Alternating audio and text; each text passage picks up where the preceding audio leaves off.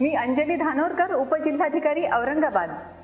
शेरॉन सेल्सबर्ग यांचे एक विधान खूप महत्त्वाचं आहे. ते म्हणतात, voting is the expression of commitment to ourselves as well as our country.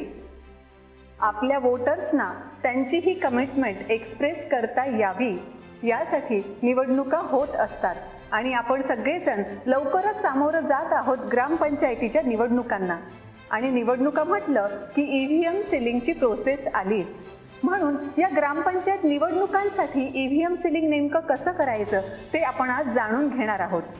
आपल्याला माहीत आहे की लोकसभा आणि विधानसभांचं EVM सिलिंग आणि ग्रामपंचायतीचं EVM सिलिंग याच्यात थोडासा फरक आहे. थोडासा म्हणजे कसा, तर विधानसभा आणि लोकसभेसाठी एकच मतपत्रिका असते आणि सगळ्या मतदान यंत्रांवर तीच मतपत्रिका वापरली जाते. पण ग्रामपंचायत निवडणुकांमध्ये मात्र प्रभागनिहाय वेगवेगळ्या मतपत्रिका असतात आणि एकाच निवडणूक निर्णय अधिकाऱ्याकडे एकापेक्षा अधिक प्रभाग असतात. त्यामुळे इथे फार व्यवस्थितरित्या दक्षता घ्यावी लागतेच बरं का.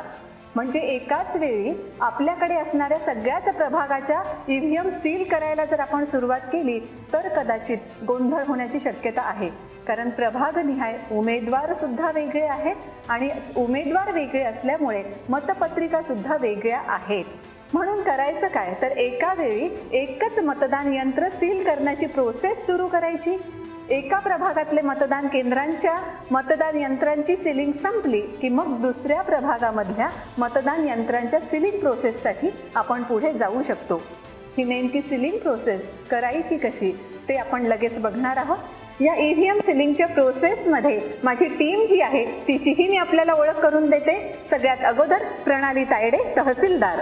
Master trainer Rajesh Hiwale, master trainer Rajendra Mahale आणि मास्टर ट्रेनर राजेश जवखेडकर. ग्रामपंचायत निवडणुकीच्या सिलिंग प्रक्रियेला आपण सुरुवात करत आहोत. सुरुवात ज्या BU पासून करणार आहोत त्या कॅरिंग केसवरचा नंबर अगोदर आपल्याला तपासावा लागेल. ही कॅरिंग केस उघडून घ्या आणि कॅरिंग केसवरचा नंबर आणि BUच्या पाठीमागचा नंबर एकच आहे का याची खात्री करून घ्या. आता यानंतर प्रत्यक्ष सिलिंग प्रक्रियेला आपण सुरुवात करत आहोत. यात अगोदर BUच्या दोन्ही बाजूच्या म्हणजे खालच्या आणि वरच्या झडपा प्रेस करून उघडा. त्यानंतर काचेची पारदर्शक पट्टी अलग करून घेऊया. काचेची पारदर्शक पट्टी ही मतदारांना मतपत्रिका आणि चिन्ह सुस्पष्टपणे दिसण्यासाठी आणि मतपत्रिकेच्या संरक्षणासाठी असते. काचेच्या आतला भाग पांढऱ्या कपड्याच्या सहाय्यानं स्वच्छ पुसून घ्या. ही क्रिया केल्यानंतर निवडणूक आयोगाच्या मार्गदर्शक सूचनेनुसार क्रमवारीबद्ध त्या आरक्षणनिहाय मतपत्रिका आपल्याला BUवर चिटकवाव्या लागणार आहेत. आपल्याला माहीत आहेच की ग्रामपंचायतीमध्ये 2 किंवा 3 उमेदवार निवडून देता येतात. त्यामुळे बॅलेटिंग युनिटमध्ये मतपत्रिका घट्ट बसवताना त्याचा क्रम कसा असेल तेही लक्षात ठेवायचं आहे. सगळ्यात वर असणार आहे अनुसूचित जातीची फिक्या गुलाबी रंगाची मतपत्रिका. त्या खालोखाल येईल अनुसूचित जमातीसाठीची फिक्या हिरव्या रंगाची मतपत्रिका. त्याखाली नागरिकांच्या मागास प्रवर्गासाठी असणारी फिक्या पिवळ्या रंगाची मतपत्रिका आणि त्याखाली सर्वसाधारण उमेदवारांसाठी असणारी पांढऱ्या रंगाची मतपत्रिका.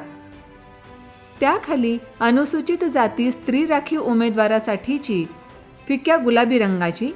त्याखाली अनुसूचित जमाती स्त्री राखीवसाठी फिक्या हिरव्या रंगाची.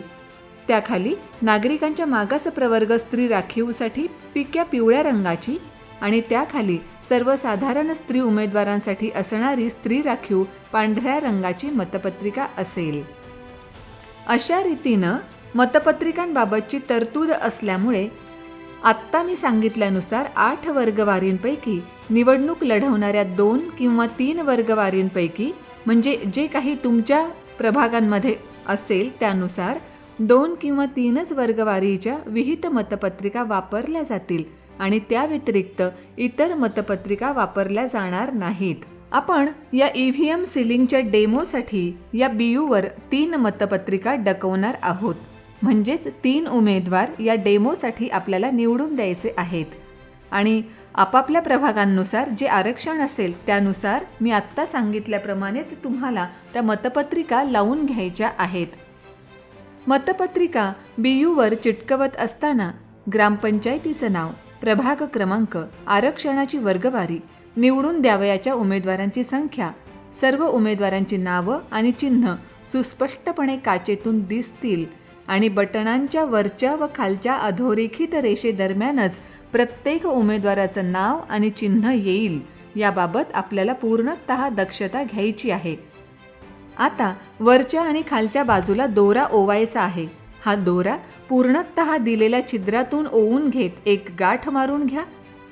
ती गाठ मारल्यानंतर थोड्या दूर विशिष्ट अंतरावर दुसरी गाठ मारा. ही प्रक्रिया झाल्यानंतर BUसाठी पुरवण्यात आलेला ॲड्रेस टॅग दोऱ्याला लावायचा आहे. या ॲड्रेस टॅगवर ग्रामपंचायतीचं नाव, प्रभाग क्रमांक, मतदान केंद्र क्रमांक, मतदानाचा दिनांक आणि वेळ, BU क्रमांक अशा सगळ्याच बाबींची नोंद निवडणूक निर्णय अधिकाऱ्यांच्या स्वाक्षरीसह असणं बंधनकारक आहे बरं का. यानंतर आता आपल्याला या ॲड्रेस टॅगला लाखेचं सील, पितळी मोहोर असलेलं उमटवायचं आहे.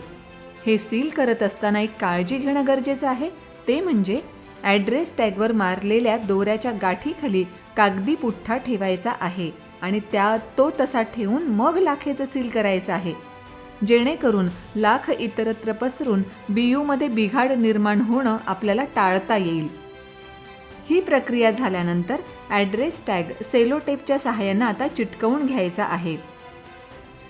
BUवरील सर्व बटणं उघडी असून ती कोणत्याही परिस्थितीमध्ये बंद केलेली नाहीत याची खात्री करून घ्या.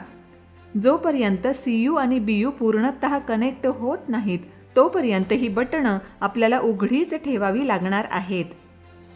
अशा रीतीनं आता ही BU प्रत्यक्ष सिलिंगसाठी तयार झालेलं आहे.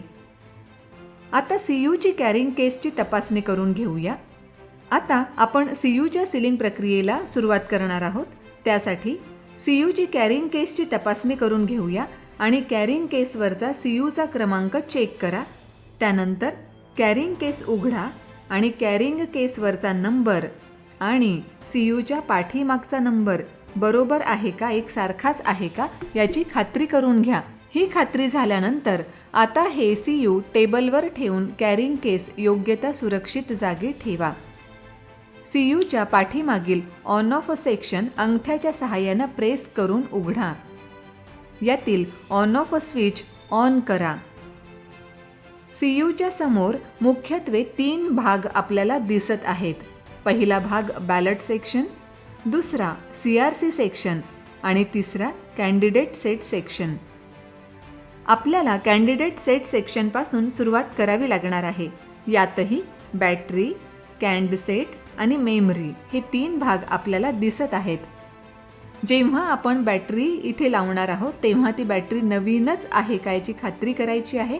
अर्थात निवडणूक निर्णय अधिकाऱ्यांनी तुम्हाला या नवीनच बॅटरीज पुरवलेल्या असणार आहेत. बॅटरी सेक्शनमध्ये प्लस आणि मायनस या चिन्हातच बॅटरी बरोबर बसवा आणि ती घट्ट बसवायची आहे. बॅटरी घट्ट बसवल्यानंतर CUच्या डिस्प्लेवर SEC महाराष्ट्र ही अक्षरं येतील. त्यानंतर CUची डिस्प्ले प्रक्रिया चालू होईल. यात यापूर्वीच्या मतदानासाठी या CUमध्ये नोंदवलेली माहिती निदर्शनास येत आहे. ही प्रक्रिया पूर्ण होईपर्यंत आपल्याला थांबावंच लागणार आहे. यामध्ये पूर्वी सेट केलेली आकडेवारी डिस्प्लेवर दिसत आहे. हे CU या निवडणुकीसाठी वापरायचे असल्यामुळे यापूर्वीची मेमरी डिलीट करणं आपल्याला आवश्यक आहे. डिस्प्लेवरची प्रक्रिया पूर्ण नष्ट करण्यासाठी CRC करणं गरजेचं आहे. यासाठी आपण सगळ्यात अगोदर क्लोज बटन दाबू.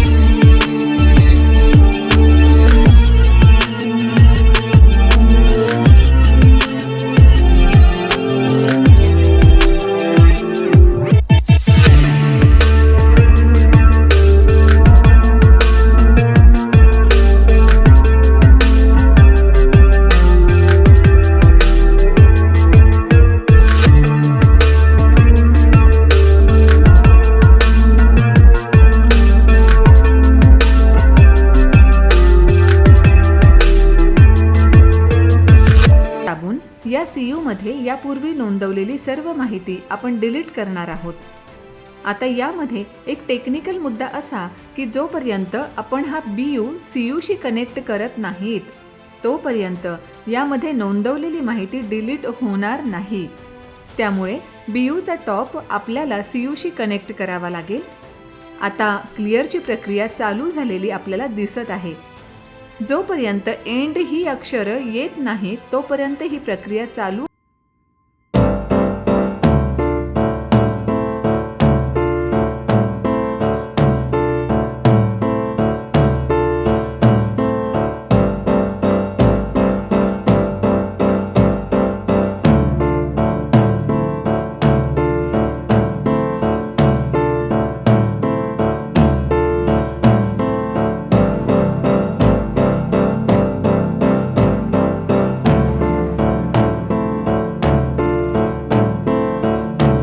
अक्षरं आपल्याला दिसली की लक्षात येईल की ही प्रक्रिया पूर्ण झाली आहे. यात एक गोष्ट स्पष्टपणे अशी नमूद करणं आवश्यक आहे की एकदा का क्लिअर बटन दाबलं की त्याची संपूर्ण प्रक्रिया पार पडेपर्यंत त्यामध्ये मानवी हस्तक्षेपाला अजिबात वाव नाही.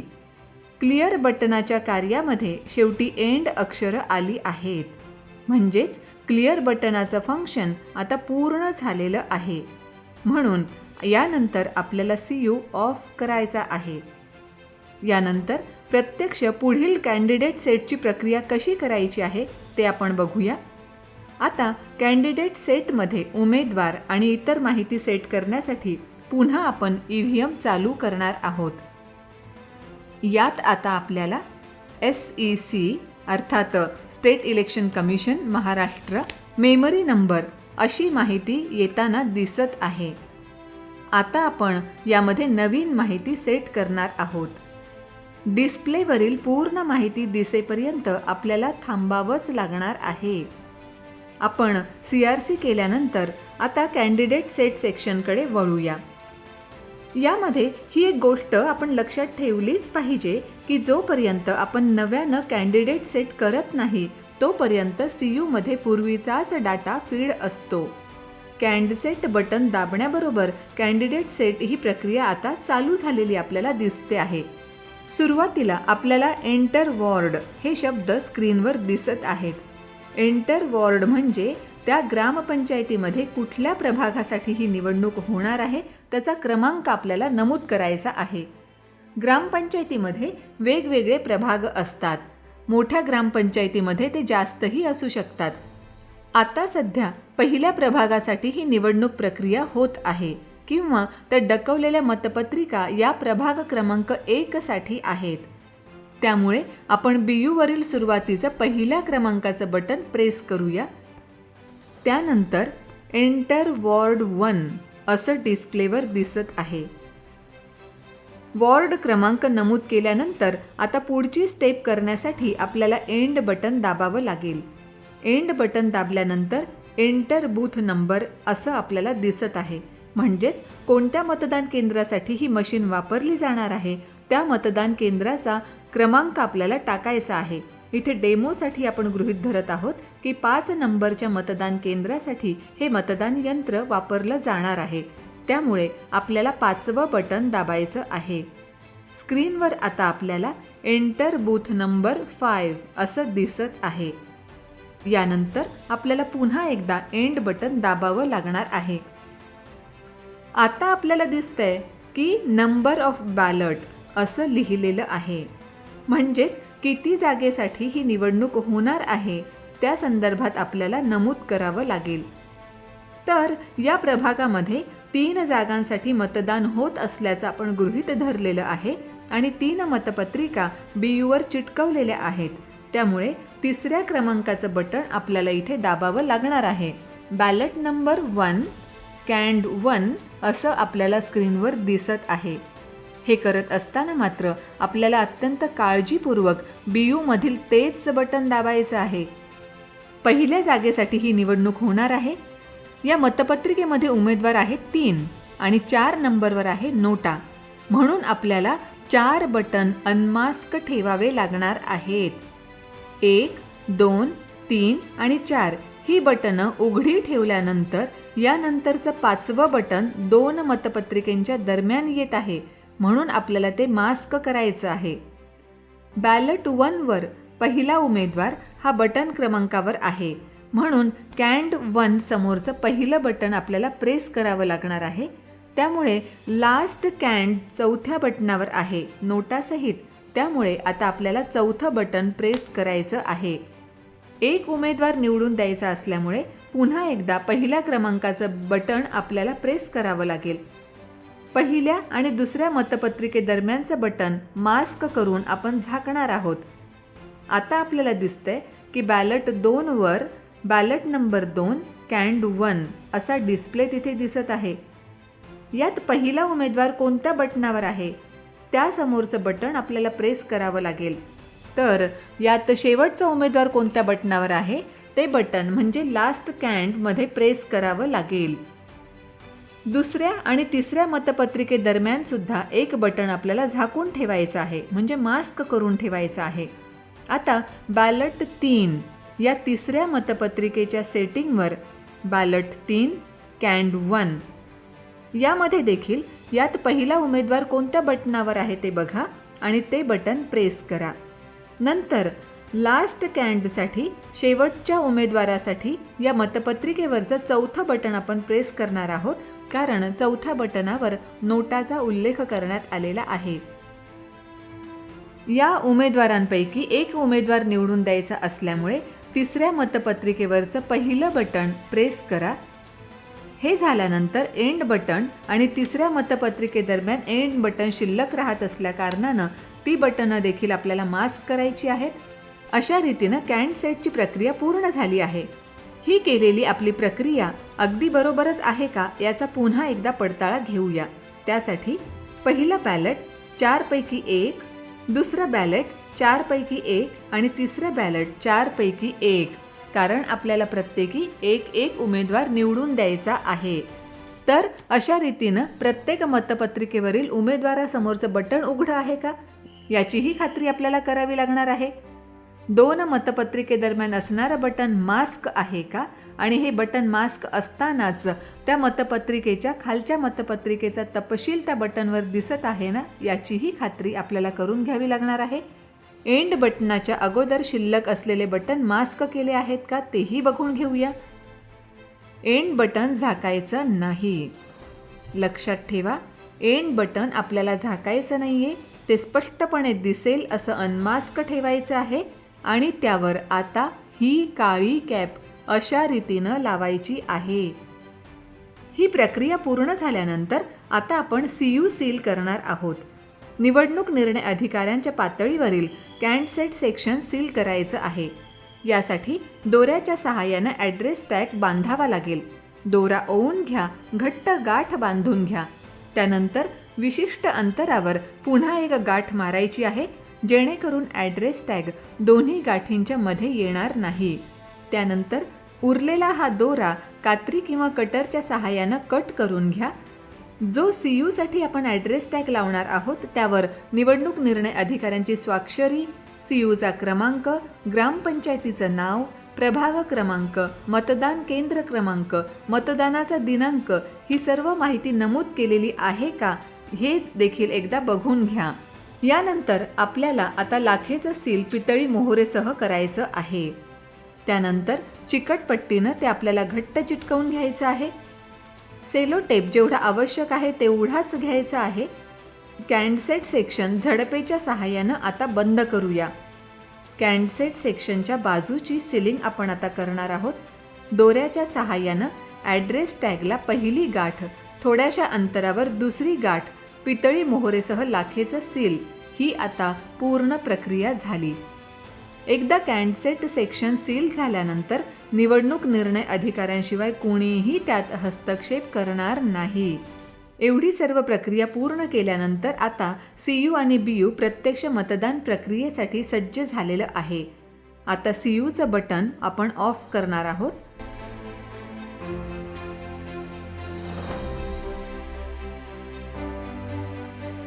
आता BUची उर्वरित सिलिंगची प्रक्रिया करूया. यापूर्वी आपण हे सिलिंग केलं नव्हतं, कारण कॅन्डसेटसाठी दोन्ही बाजूंच्या झडपाखालचे सेक्शन आपल्याला सील करायचे होते. पुरेसा दोरा घ्या. पहिली गाठ घट्ट बांधून घ्या. त्यानंतर थोड्या अंतरावर दुसरी गाठ बांधून घ्या. पुरवलेल्या ॲड्रेस टॅगवर संपूर्ण माहितीसह निवडणूक निर्णय अधिकाऱ्यांची स्वाक्षरी आहे का याची खात्री करून घ्या. आणि आता आपल्याला याबाबतची सीलिंग प्रक्रिया पूर्ण करायची आहे. पुन्हा एकदा तीच प्रक्रिया आपण करणार आहोत. पितळी मोहोर, लाखेचं सील, कागदी पुठ्ठ्याचा वापर. त्यानंतर जे सील करणार आहोत ते सेलो टेपच्या सहाय्यानं. खालच्या बाजूची सीलिंग प्रक्रिया पूर्ण होऊन वरची बाजू आता आपण सील करणार आहोत. अतिशय व्यवस्थितरित्या हे आता सील झालेलं आपल्याला दिसत आहे. सेलो टेपच्या सहाय्यानं ॲड्रेस टॅगसुद्धा व्यवस्थितरित्या आपण चिटकवून घेत आहोत. बीयूच्या दोन्ही बाजू आता सील झालेल्या आपल्याला दिसत आहेत.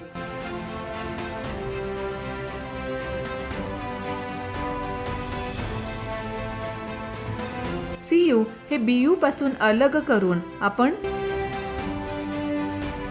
त्या कॅरिंग केसमध्ये ठेवणार आहोत.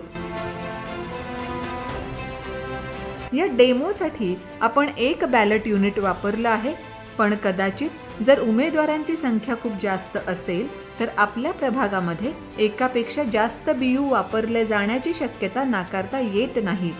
अशा वेळेस सीयूला बीयू कनेक्ट कसे करायचे तेही आपण बघून घेऊया. बीयूची सीलिंग प्रोसेस ही अगोदर सांगितलेल्याप्रमाणेच असणार आहे. आता आपण फक्त एवढंच बघणार आहोत की हे सगळे बीयू परस्परांना कसे कनेक्ट करायचे आणि सीयूला कसे कनेक्ट करायचे. दुसऱ्या बीयूचा टॉप पहिल्या बीयूला जोडायचा आहे. एक गोष्ट इथे लक्षात घेण्यासारखी आहे की सीयूला फक्त पहिलाच बीयू जोडला जाईल आणि नंतर पहिल्या बीयूला दुसरा बीयू, दुसऱ्याला तिसरा आणि तिसऱ्याला चौथा, असे एका सीयूवर आपल्याला 4 बीयू जोडता येऊ शकतात. हे आपल्या लक्षात असणारच आहे. आता बघूया की सीयूला पहिला बीयू तर आपण कनेक्ट केला आहे. जर गरज भासली दुसऱ्या बीयूची तर हा दुसरा बीयू कसा कनेक्ट करायचा आहे, तर हा दुसरा बीयू आपल्याला पहिल्या बीयूला कनेक्ट करावा लागणार आहे. त्यासाठी दुसऱ्या बीयूचा टॉप पहिल्या बीयूला जोडा. हा कसा जोडायचा, तर पहिल्या बीयूची स्लाइड स्विच ही 1 वरच आपण ठेवली आहे. का ठेवली आहे, कारण आपल्या डेमोमध्ये आपण एकच बीयू वापरणार होतो आणि सीयू नंतरचा हा पहिला बीयू आहे, त्यामुळे त्याचं स्लाइड स्विच हे 1 वर असेल. जर दुसरा बीयू वापरला तर त्याचं स्लाइड स्विच 2 वर असेल. जर तिसरा वापरला तर 3 वर असेल आणि जर चौथा बीयू वापरला तर त्या बीयूचं स्लाइड स्विच हे 4 वर असणार आहे. इथे एक दक्षता ही सुद्धा घ्यावी लागणार आहे की जर तुम्ही एकापेक्षा जास्त बीयू वापरणार असाल तर सीलिंगच्या वेळेससुद्धा व्यवस्थितरित्या ते बीयू त्याच कॅरिंग केसमध्ये जातील याची पूर्णतः दक्षता घ्या. कारण आपण बीयूचाही नंबर आणि बीयूच्या कॅरिंग केसचाही नंबर नोंदवत असतो. आणि त्याचप्रमाणे सीलिंग केल्यानंतर सुद्धा जेव्हा सीयूला बीयू जोडतो आपण तेव्हा तेही 1, 2, 3, 4 याच क्रमानं असतील याबद्दलही आपल्याला दक्षता घ्यावी लागणार आहे. तर आपल्या लक्षात आलं आहे की सीयूला जो पहिला बीयू जोडला आहे त्याचं स्लाइड स्विच 1 नंबरवर आहे. आता दुसऱ्या बीयूचं स्लाइड स्विच हे 2 नंबरवर असणार आहे. हे दोन्ही बीयू आपण आता कनेक्ट करून घेत आहोत. दुसरं बीयू हे आता पहिल्या बीयूला आपण जोडलेलं आहे. जर आपल्याला तिसरा बीयू वापरायचा असेल तर मी आत्ताच सांगितल्यानुसार या तिसऱ्या बीयूची स्लाइड स्विच 3 वर ठेवली जाईल आणि दुसऱ्या बीयूची 2 वर तर पहिल्या बीयूची 1 वर असेल आणि हा तिसरा बीयू दुसऱ्याशी जोडला जाईल. जसा आपण दुसरा बीयू पहिल्याशी जोडला होता अगदी त्याचप्रमाणे. चौथ्या बीयूचाही जर वापर होत असेल तर याचा स्लाइड स्विच हा 4 नंबरवर असणार आहे आणि हा चौथा बीयू 3 नंबरच्या बीयूला जोडला जाणार आहे. अशा रीतीनं सीलिंग प्रक्रिया पूर्ण झाली आहे. त्यामुळे सीयूचं बटन आता ऑफ करू, मागची झडप बंद करूया आणि कॅरिंग केसमध्ये सीयू ठेवूया. सीयू ठेवण्याच्या अगोदर वर हे प्लास्टिकचं आवरण जे आहे त्या प्लास्टिकच्या आवरणामध्ये सीयू व्यवस्थित ठेवायचा आहे. त्यानंतर हा सीयू व्यवस्थितरित्या सीयूच्या कॅरिंग केसमध्ये ठेवायचा आहे आणि ही कॅरिंग केस बंद करून ॲड्रेस टॅग लावून ती सुरक्षित ठेवूया. बीयूसुद्धा त्या कॅरिंग केसमध्ये व्यवस्थितरित्या ठेवल्यानंतर ॲड्रेस टॅगच्या सहाय्यानं ही कॅरिंग केस बंद करूया. अशा रीतीनं मतदान यंत्रांच्या सिलिंगची प्रक्रिया आपली पूर्ण होत आहे. तर EVM सिलिंगची प्रक्रिया अशा रीतीनं पार पाडली जाणार आहे. आतापर्यंत उपलब्ध असणारे सगळे नियम, त्यांचा अभ्यास करून ही सगळी प्रक्रिया सांगण्यात आलेली आहे. पण आपल्याला माहीत आहेच की शेवटपर्यंत निवडणूक आयोगाकडून आपल्याला वेगवेगळे आदेश, सूचना, पत्र प्राप्त होत असतात. त्यामुळे या सर्व बाबींकडे लक्ष ठेवायचं आहे आणि या संदर्भातले अपडेशन्स जर काही आले तर त्याचाही उपयोग या EVM सिलिंग संदर्भामध्ये आपल्याला करून घेणं क्रमप्राप्त आहे. अशा रीतीनं आपण CUची सिलिंग प्रोसेस बघितली, BU कसे सील करायचे हे पण बघितलं. CU आणि BU परस्परांना कनेक्ट कसे करायचे, जर एकापेक्षा जास्त BU वापरावे लागले तर ते परस्परांशी कसे कनेक्ट करायचे, ही सुद्धा सगळी माहिती घेतली. सो EVM सिलिंगच्या प्रोसेससाठी तुम्हा सर्वांना अगदी मनापासून शुभेच्छा. थँक्यू.